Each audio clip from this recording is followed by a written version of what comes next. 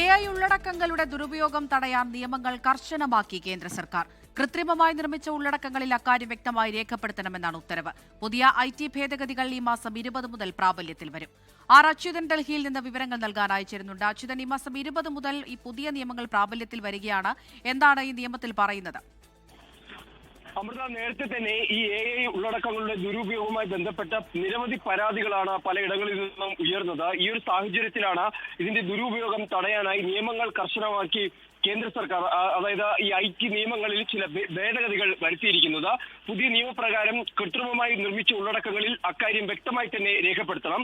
സമൂഹ മാധ്യമങ്ങളിൽ കൃത്രിമ ഉള്ളടക്കം അപ്ലോഡ് ചെയ്യുന്നതിന് മുൻപ് ഈ ഉപയോക്താവ് പ്രസ്താവന നൽകണം.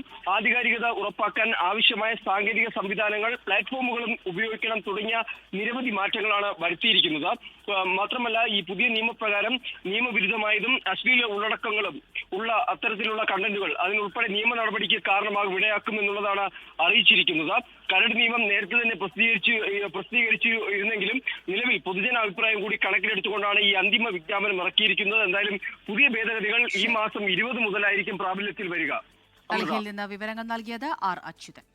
ലോകത്തെവിടെയായാലും ഏത് സമയത്തും 24 വാർത്തകളും ഓഗ്മെന്റഡ് റിയാലിറ്റി പാക്കേജുകളും എക്സ്പ്ലെയിനറുകളും വിശദമായി കാണാൻ ഞങ്ങളുടെ യൂട്യൂബ് ചാനൽ നിങ്ങൾക്ക് സബ്സ്ക്രൈബ് ചെയ്യാം.